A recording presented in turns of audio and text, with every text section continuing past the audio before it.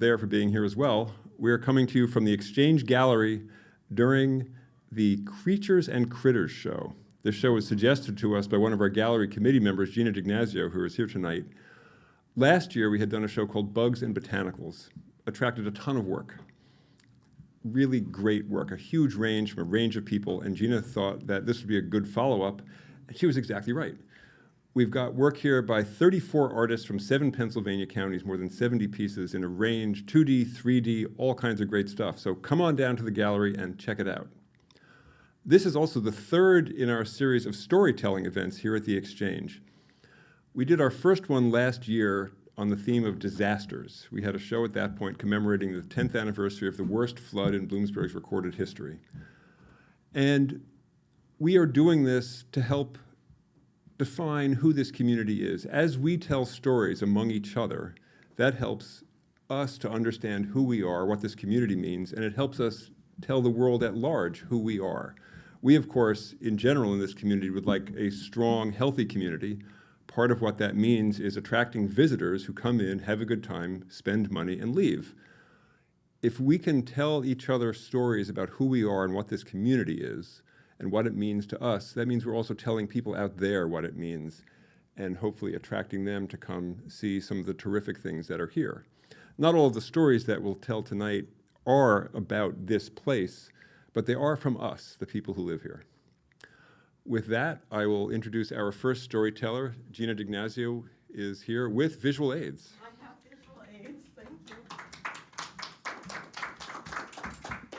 So I'm going to try to get the camera and the audience. I'm going to talk about a cat that I had growing up. His name was Sam. We got him when I was about 6 years old, and we had him until I was about 18. And while I wouldn't do this nowadays, back then we used to let Sam wander the neighborhood. So he just would go about his day, come back, and we would get unsolicited reports about what he was up to from friends and neighbors. Some of them were in the form of casual conversations. Some of them were in the form of angry phone calls. But I'm gonna read you some of these reports that I remember. There's probably some that I don't remember, but I thought it would be funnier if I illustrated them. So for our first slide. Okay. Report from the next door neighbor.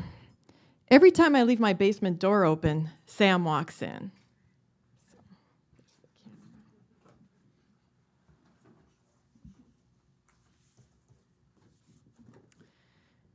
Phone call from the neighbor down the street. Your cat keeps killing birds. I feed the birds. Would you make him stop, please?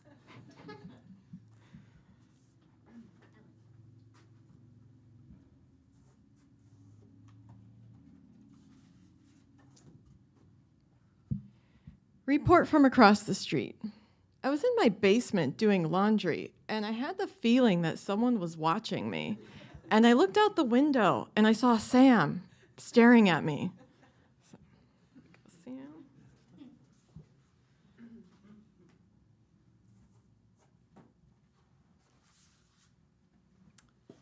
Report from Allen Street.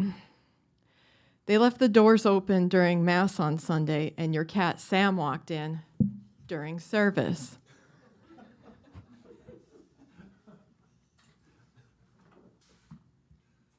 is my last one. I think this is my favorite one.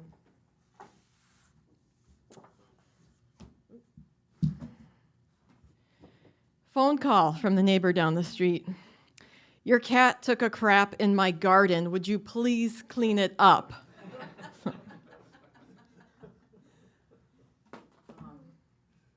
So as you can see, Sam left a huge impression on me. It's all these years later, I'm still talking about him, still drawing pictures of him. I guess if I had to sum him up in a few words, he was friendly, he was curious, and he loved being outdoors. So I think we can all take a cue from Sam and try to be like that, minus the pooping in people's gardens. So thank you very much.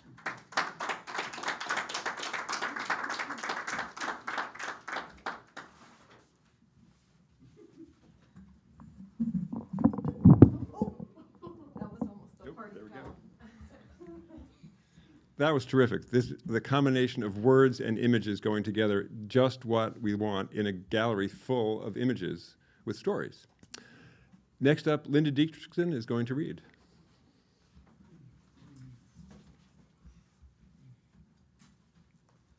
Little high, maybe.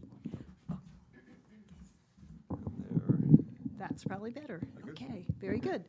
All right. Well, I'm sorry not to be telling a story. I worked on one, but believe me, I didn't come out looking very good with that story, and I don't need any help making myself look bad. So instead, I've just recently read this wonderful memoir called Wesley the Owl, the remarkable love story of an owl and his girl. And it's the truth. It is a wonderful love story. You'll learn so much about barn owls and other owls too, but there's no way that you will just learn about an owl. You'll learn about this incredible connection between humans and other creatures who have very human tendencies too. And Wesley was certainly one of those. Stacey O'Brien is the author, and I'll let her explain Wesley to you. The Way of the Owl. On a rainy Valentine's Day morning in 1985, I fell in love with a 4-day-old barn owl. I'd been working at Caltech for about a year when one of the scientists called me into his office. He mentioned that there was an owl with an injured wing and said, "Stacy, he needs a permanent home." The little owl was so tiny and helpless he couldn't even lift his head or keep himself warm. His eyes weren't open yet, and except for a tuft of white down feathers on his head and 3 rows of fluff along his back, his body was pink and naked. I was smitten beyond reason by his hopelessly goofy appearance. He was the most wonderful creature I'd ever seen, gorgeous in his helplessness. And oh, was he uncoordinated. His long, lanky legs stuck out awkwardly, and his oversized talons erratically scratched anyone who came near him. His scrawny body had 2 little nubs that would eventually become wings, and his ungainly pterodactyl-like head wobbled from side to side.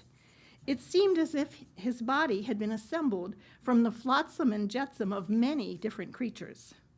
Under normal circumstances, a rehabilitation center would have raised him with owl puppets and would have taught him to live in the wild, which is how biologists have raised endangered birds like sandhill cranes and the California condor that they intend to release into the wild. But this baby had nerve damage in one wing. So although he might one day be able to fly well enough to hunt sporadically, his wing would never build up to the level of endurance that he would need to be able to survive in the wild. Like all barn owls, the baby smelled like maple syrup, but not as sweet. Something closer to butterscotch and comfy pillow all in one. Many biologists at Caltech, where I worked and took classes, would bury their faces in their owl's neck to bring in the sweet, sweet smell. It was intoxicating. Now that was when Wesley was only 4 days old, and of course Stacy learns a lot about him because he moves in. He becomes her roommate. In fact, eventually he becomes her, in Wesley's idea, mate. But he slept on a perch or on a pillow right beside her bed, and they lived together for 19 years. So this memoir is just filled with so many stories about his progression over time and his development. So I just want to skip to a middle adventure when he is mid-range, maybe a teenager. And he was discovered, he had lived with Stacy in her friend's home, and then eventually they had to move, so Stacy moved in with her mother, who was the most understanding mother in the world, I think, because she allowed her adult daughter and her adult daughter's owl boyfriend to come and live in her home. And you can imagine that an owl is an unusual house guest. So Wesley was waiting anxiously for my return, and when I entered the room, he immediately begged to be let out again. "Okay, Wes," I said, "I think the bathroom is safe for you now." I let him out, and he made a beeline for it. I followed, closed the door behind him, and went to the kitchen to have dinner with Mom. Just as we started to eat, I heard Wesley make a big exclamation of joy. My mom said, "Your Al must be having a great time in the bathroom with all that racket." I dropped my fork and ran down the hall. When I opened the door, I could hardly believe my eyes. I had accidentally let the toilet lid open, and Wesley had jumped in. He was soaked to the skin with little wet punk rock feather spikes sticking out everywhere. He looked at me happily with one wing slung over the seat. He had dragged wads of toilet paper in there with him, and it was all over his body in little soggy clumps. Water and bits of tissue covered the entire bathroom. He was shivering violently. "Wesley, now what have you done?" I said. He chirped.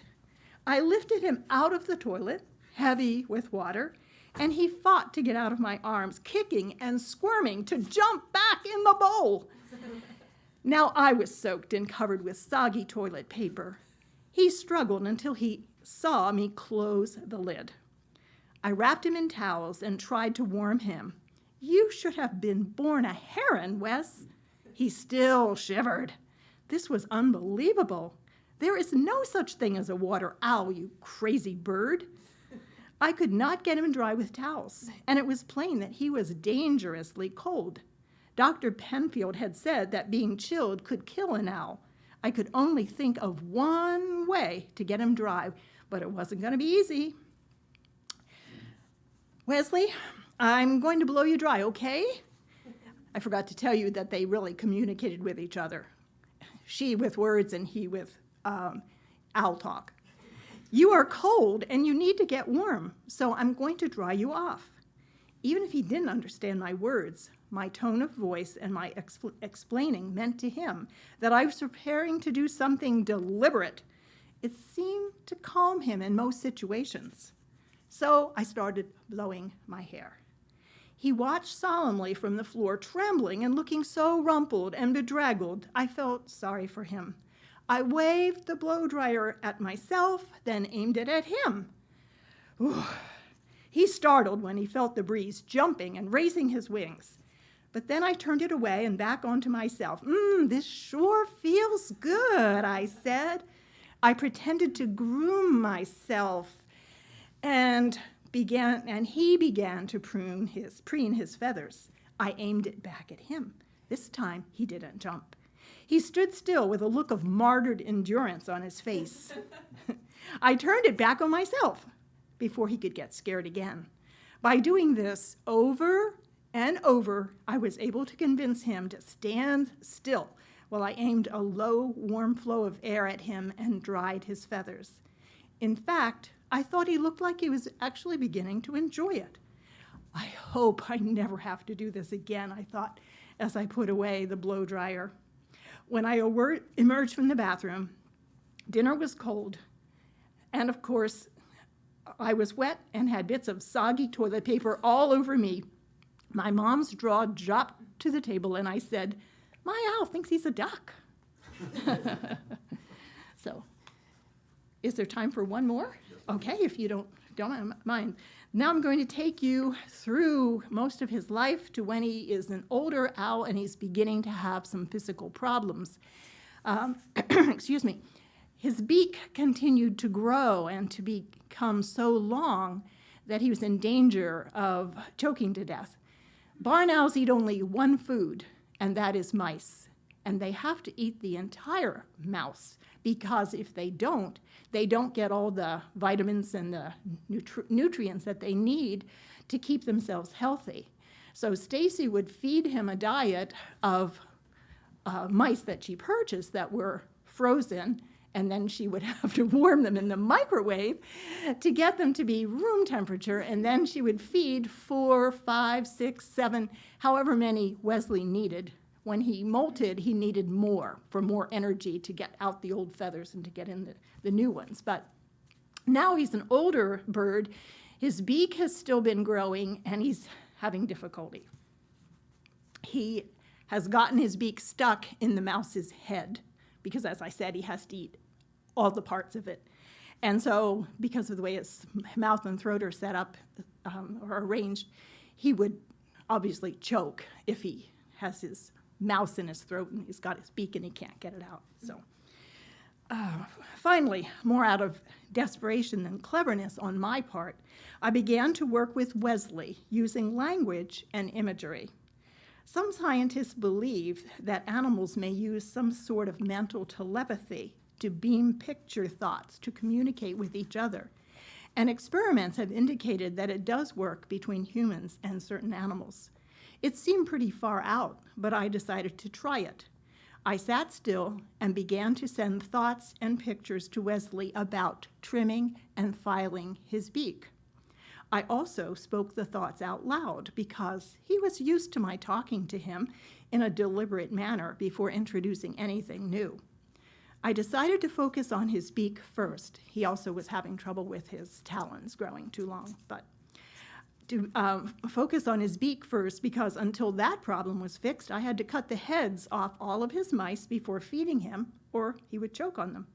So the next time a mouse got stuck on his beak and he was distressed, I said, "Wes, your beak is too sharp. Your beak is stuck. Let Mommy fix your beak." Over and over again. I took the mouse off his beak and continued to talk about it. He knew Mommy, fix, and beak, so it wasn't too far-fetched to conclude that he could string those words together in a relation to each other and his problem. Then I would visualize an image of me peacefully filing his beak. I showed him the file. I filed his dowel perch. I filed my nails. I held his beak lightly with my fingers and said, "Mommy can fix your beak with this." He jumped away and flew in circles. I didn't pursue him. I continued this process for a few weeks. Any communication with an animal takes a lot of patience, but building trust takes time, and it's the only approach that works long term. One day I said, "Mommy is going to fix your beak in 2 days, okay? 2 days, Wesley. So think about it and get ready. I will not hurt you, but I will fix your beak in 2 days. Then I'd beam visualizations of him in a very peaceful procedure. At different times during the 2-day period, I would approach him with the file and he'd panic. I'd drop back. But then I'd tell him how long until I was going to fix his beak. "Mommy will fix your beak tomorrow. Okay, Wesley?" Meanwhile, I used the file around the room on other things to get him used to it. The day came. "Okay, Wesley, Mommy will fix your beak in 2 hours. I told him, always mentally sending him the image of myself peacefully filing his beak. Then the moment arrived. I slowly approached his perch. "It's time to fix your beak now, okay?" Wesley closed his eyes, hunched down, braced his legs, and stood perfectly still. I was amazed. I began to talk gently to him as I grasped the top of his beak, then started to file. Excuse me.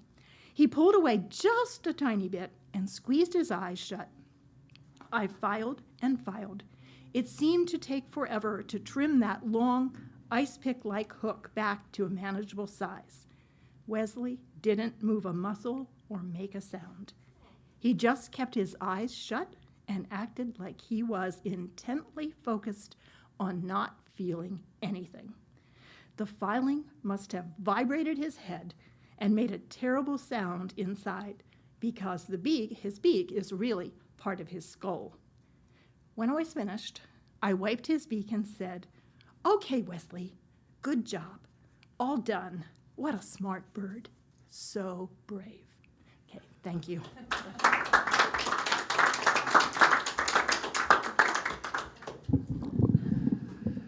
So that was a lovely story, and I don't mean to bring everything back on me, but it's actually, that's what my wife has to do before she cuts my hair.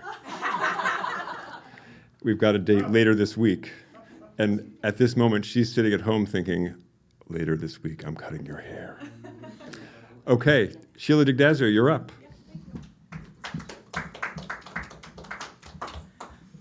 So, as you can probably tell, Gina's my sister, and we're cat people. I grew up with Sammy, too. I'm a little bit choked up thinking about him. I have a cat now, but I'm not going to talk about her, because I always talk about her. I'm always showing pictures at work and getting told to stop talking about her at work. So I'm not going to talk about her right now. But instead, I'm going to talk about another cat that I knew. It's going to take a moment here.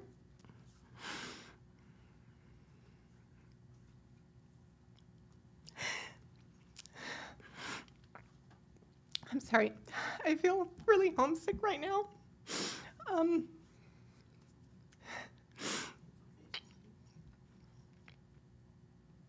10 years ago,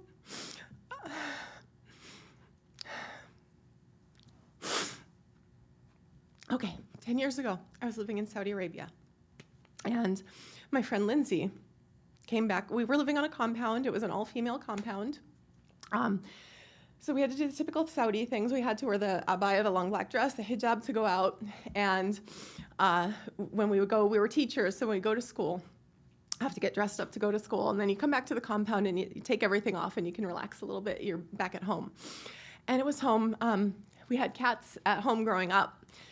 And then I had been living abroad for quite some time at this point when I was in Saudi, but I never had a cat. So I'd always see cats when I was in different places and be like, oh my God, I want to get a cat. I'd love to get a cat. Oh, this is not the right time. I don't know how long I'm going to be here. I don't know how this is going to work out. So one of my coworkers, Lindsay, came home the one day, and she had a cat. And the cat was a little stray cat she found on the street. She had been hit by a car. Her back legs were kind of triangled, and she hadn't gotten surgery, so she just had this kind of permanent little impediment to her gait, but it didn't stop her from getting around. And Lindsay said, okay, I'm going to keep this cat. So she took her to the vets, confirmed that it was a car accident, and said, all right, now I got this cat.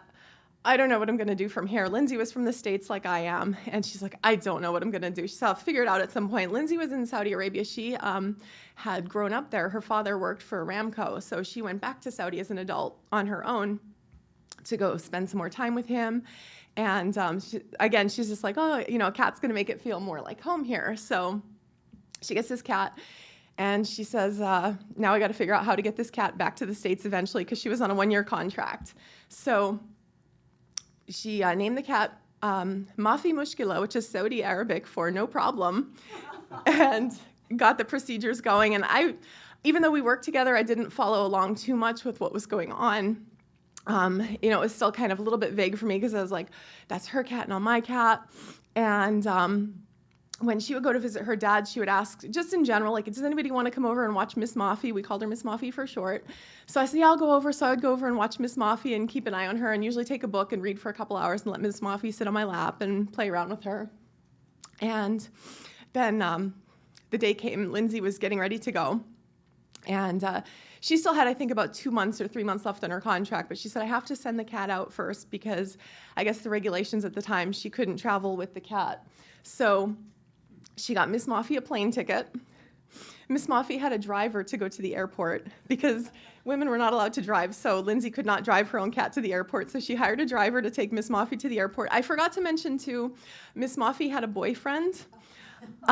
He was an orange tabby tomcat who started showing up on the compound. And all the girls were saying, like, oh, we finally have a man on the compound now. This is awesome. And so when Miss Mafi's friends started to show up, the girls were saying, well, now we need a name for him. So I suggested Mushkila Kabira, which means big problem in Arabic, but nobody stuck with that. And so he would come over and keep us company. But then after Miss Mafi left, he didn't come back to visit us, but that was okay. I'm sure he had other girlfriend cats to go visit, too. So anyway, Lindsay bought a plane ticket and hired the driver to take Miss Mafi to the States. And Lindsay was jokingly complaining. She said, this is the most expensive free cat I've ever had in my life. She said, I've never had to buy a plane ticket for a feline before. So thankfully, Miss Mafi got to the States, and everything was good. And she was staying with Lindsay's relatives. I think it was her sister and her brother-in-law and niece. And so that kind of put the bug in my ear. And a few years later, I was doing my master's in China. Finishing up, I had about 2 months left. and this little cat showed up. So Ripley's now in the States with us, and and I don't know if that would have been possible if I didn't know Miss Mafi 10 years ago when I was in Saudi Arabia, because I had never seen a cat travel before, and I didn't know how to do it at that point. So Miss Mafi showed me the way. Thank you very much.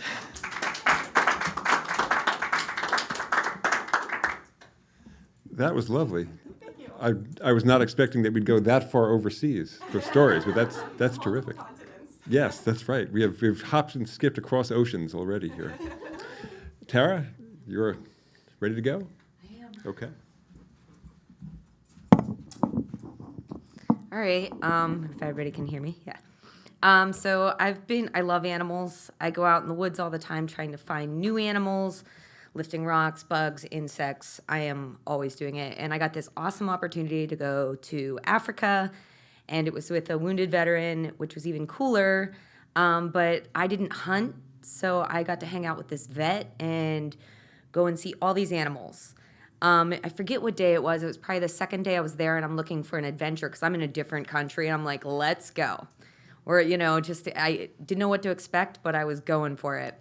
And there were rhinos, there were elephants, there were, zebras, there were giraffes, all these animals, plains game, antelope. I can't even name them. I have a picture book with a few of them. My favorites were the ones that could kill you. So I got to go with this vet, and there was this amazing buffalo that we had to lay down. They sedated it so that they could check it. It was a hermaphroditic buffalo, which is kind of cool on a scientific terms. And I think it was like the second day in, they were darting these juvenile white rhinos. And me being the person I was like, I want to ride one of those. And the guy's like, well, you can. And so me and this wounded warrior got up on top of these white rhino, and they were sedated. So at any given time, they could have rolled over and hurt us, but we're in Africa. There's no rolls.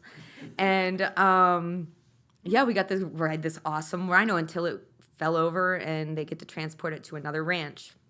But this awesome story about all these rhinos and stuff, it's awesome. But the best story that I have ever is about an animal. Is me and my mom were going down the road one time, and we saw these little kids having trouble with this horse, and this horse was out of control, like it was going. And so I get out, and it's like kind of a pony, so my mom couldn't get on it, so I had to get on it. So I get on this. I finally am like, fine. I get on this pony, and it's going, and I fall off, and my foot's caught in the saddle, and I literally thought I was gonna die until the Walmart manager came out and unplugged it. So that's the end of my story, and I have pictures of this rhino that I actually did hang out with. There's the gentleman, if it's kind of hard to see, but there's the gentleman with the wounded veteran. And then I got to play with caracals and cheetahs and lions and anything that would bite you. Baby rhinos, they were amazing. And, yep, there. It's a really, really cool trip. Cheetahs, one named Rufus and one named Luna, that were amazing. And people have them as pets. What country in Africa? That was South Africa in Kimberley, right outside of Kimberley. I was only in Johannesburg. Okay, yeah, very cool place. Very wild, and then I rode an R-44 helicopter to stop at a gas station for some soda and a candy bar. So, but that's my animal story. Thanks. So we keep going farther. So we were in Saudi Arabia, then Africa. I'm not going to just tell a story off my head. I'm actually going to read it. From the spring of 1987 until the summer of 1989, I spent 6 months on a cattle ranch in Montana as a ranch hand. Boy, born in the Bronx, now out in the West. And this was a story that I wrote a few years later. This is February 1991 on an actual typewriter, sitting in my apartment in Worcester, Massachusetts. It's called 13th Bull. There were 17 of us waiting for the vet that morning. Bob, Pete, Doc, and me, and 13 bulls. Doc is Pete's dog. The bulls milled around in the 3 corrals where we'd put them just a few minutes before, and we hoped the vet wouldn't be long in coming. Bulls are big and dumb, and they can get mean quick, and these weren't used to being confined either. We were gathered there for the bulls' fertility tests, an annual spring ritual obeyed before the bulls were put in with the cows for breeding. The bulls had spent the winter together in the mile-square pasture that they also shared with the half-dozen horses kept down at Bob's. In March, when there was still snow on the ground and I had first come up to the 75 ranch, I would go out with Pete in the mornings to put hay down for them all. We fed them in the hay meadow along the creek just below where we now waited. Each day we would put down about a third of a 1,400-pound bale, being sure to spread it out so that the horses couldn't kick the bulls away and eat it all themselves. There'd been no snow anywhere for a few weeks now, but it was still chilly, and all of us in clothes were a few layers deep. The insulated cowboy boots I'd bought on my way up from Denver were already well worn in, and they carried a permanent patina of manure and a little blood. I'd been the assistant midwife at a few calvings. Now all the cows and heifers had borne their young. It had been a mild winter and losses were very few, only 3 out of better than 250 calves. And the quickly growing calves were spread out with their mothers across many miles of the Bull Mountains. Up the creek came the vet now, with his assistant in an old battered pickup. Most of Montana drives around in old battered pickups. There were 3 on the 75 of various vintages. A little later in the year, the vet's truck would be kicking up huge clouds of dust. 1988 turned out to be one of the driest years since the 1930s. But after an April rain, the road stayed put. Doc got up and squeezed under a fence to greet the visitors while we opened the big gate and the vet backed the truck into the alley past Pete's horse, which was tied in the stable eating oats. Pete had ridden and Bob and I had walked to push the bulls from the creekside meadow into the big arena. I had to open the gate at the north end of the arena to let the bulls in. It was a task I hated, since the baling twine used to keep the gate shut was always tied too tight. I had just barely gotten the string undone when the bulls appeared behind me, coming over the little rise on the near side of the road, and there was Pete a little ways behind them. I had to struggle to move the gate, which wasn't on hinges, and get out of the way before the bulls would shy away from me and head back across the pasture. Once the bulls were in the arena, I jumped forward to close the gate, but not before Pete rode in, looking a little exasperated at my tardiness of a minute earlier. His patience with this city kid was admirable, but if it were his place and not his father's, I doubt he would have been so accommodating. We pushed the bulls down the length of the arena, which had until recently been occupied by the 56 heifers waiting to calve out, and into the round corral. From there, Bob and Pete moved them in groups of 4 or 5 into the small corrals, Bob on the ground with his short whip, slapping and cursing at the recalcitrant bulls. The corrals were built of rough and finished lumber. The finished boards were old-style 2x4s, a full 2 inches in thickness, unlike today's 1.5 inches. The rough posts and rails were pine trunks cut down on the hills above Bob's house, many with the bark still on. Parts of these corrals were here when Bob bought the place in 1961, but he had done a lot of work since. The whole arena was built of old railroad ties with woven wire fencing. Located almost at the corner where the 4 pastures meet, the corrals in the arena are very convenient for moving animals through. Once the vet was set up with his equipment unpacked and everyone caught up on the latest news, the real work started. Bob was in the alley by the corrals with his whip. He opened a corral gate, let one bull out ahead of him into the alley, closed the gate, persuaded the bull to walk around the quarter into the alley leading up to the chute. The chute was only bull wide, open to the top and at the ends, but at the far end, Pete and I waited, hands on the iron pipe that worked the vise. The vise is 2 more iron pipes that move vertically to clamp an animal's neck and keep it from backing out of the chute. Bob got the bull up into the chute, played the whip about its rump to get it to move ahead a little more. "Now," said Pete, and we hauled down. From above, bulls are almost wedge-shaped. Their necks are often wider than their heads, so we had to pull down hard to keep this young bull from backing out of the grip. The ratchet on the mechanism was a great help to us, keeping the vise tight. Once everyone was assured that the bull was secure, the vet moved in. First, he wrapped measuring tape around the bull's testicles. Below 30 centimeters in circumference, and the bull can be assumed to be infertile. This one passed amply. Next, the vet administered antibiotics, a shot to the left shoulder. Hypodermic needles for cows are huge and tough, and the vet stabbed it in like he was trying to drive a pencil through a board. The bull bled a little, and then the needle was withdrawn, but the bull hadn't flinched. Now came the important part, obtaining a sperm sample. I had no idea how one got such a thing from a 2,500-pound animal, and had been too embarrassed to ask. I learned quickly. On the ground, the vet had set a small electronic signal generator plugged into the outlet in the stable. Running out of the black box were two heavy wires attached to a missile-shaped probe as thick as a baseball bat and almost as long. The bottom had two steel electrodes running its length, and at the back end there was a Y-shaped yoke. The vet slathered the missile with dish soap, raised the bull's tail, and carefully stuck the probe into the bull's anus. This the bull didn't seem to like. And when the vet loosened his grip, there was an unseemly noise and the probe rocketed back into the vet's hands. "Could you come hold this here?" He was talking to me. I went down to the other end of the chute, leaving Pete to keep an eye on the vise. My gloves had seen a lot in 2 months, but this beat all. I raised the tail, pushed in the probe. The vet showed me how to pull the tail back down through the yoke to keep the probe in place. The bull grunted a little, but was otherwise calm. If I'd been standing in the chute behind the bull instead of outside leaning in, I'd have been in great danger of being kicked anywhere from my shoulders on down. I was grateful for the planks between me and the bull. The vet's assistant, a high school vocational student, got down on the ground with a microscope slide and, pushing an arm between the lowest planks, held the slide under the bull. The vet went to work twiddling the dial on the black box, stimulating the bull electronically. So this is how it's done. Now the bull was making more noise, not all of it pleasant.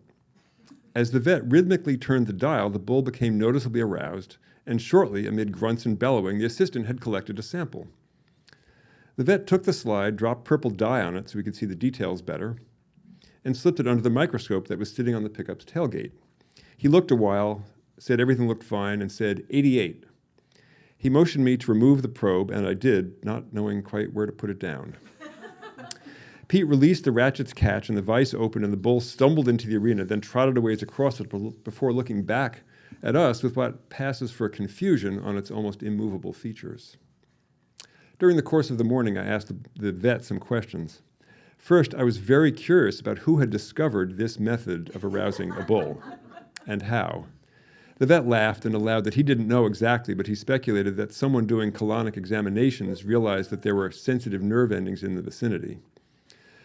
Because before the electronic probe, getting samples was all done manually.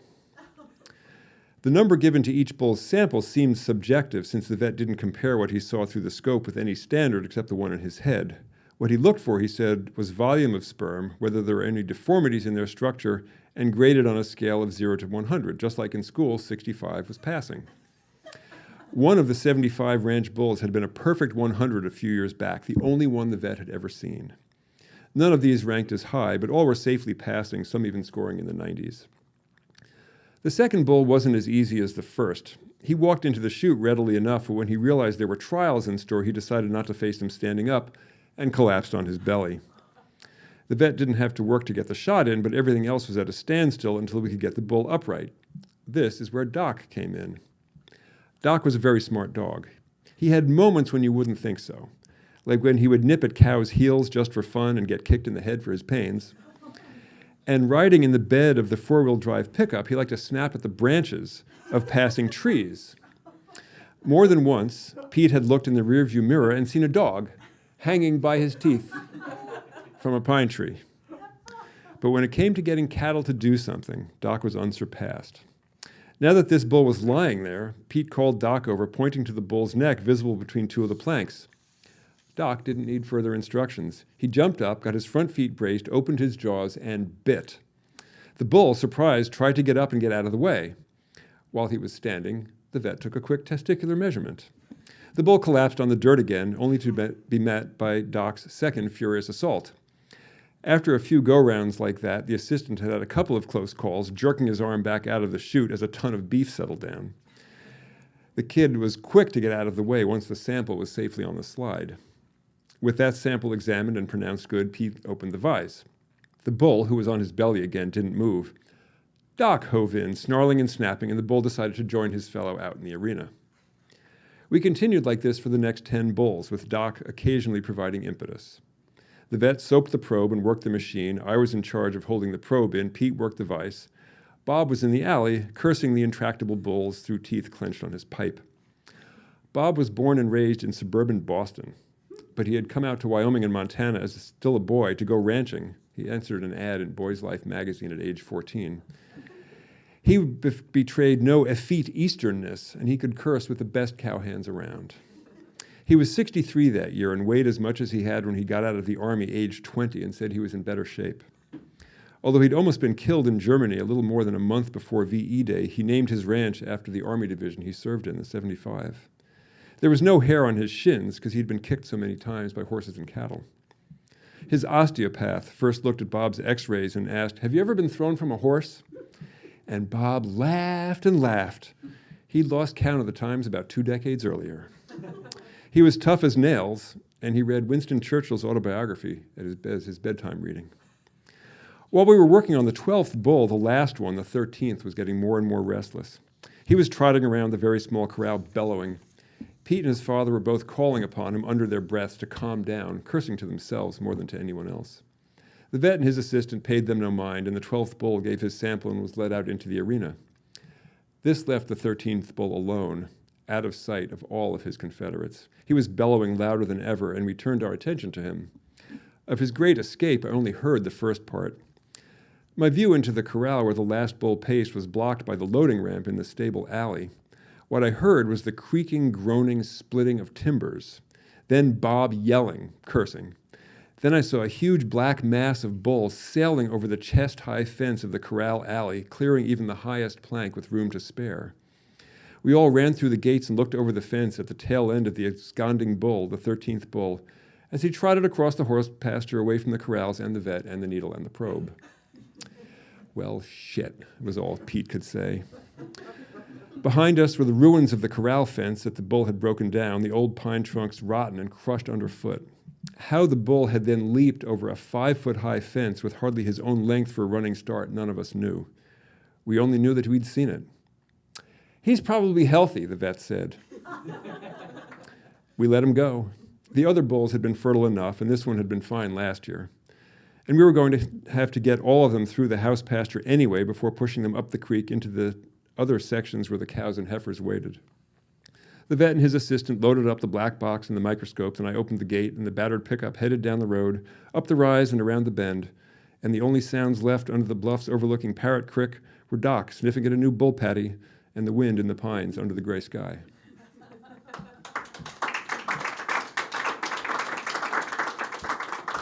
Thank you all for being here. Thank you all for being here. Our next storytelling event comes up in September. The show here will be UFOs, which we are intending as unfinished objects, but unexplained works too. So come tell a story. We'll see you there. See you then. Thank you all.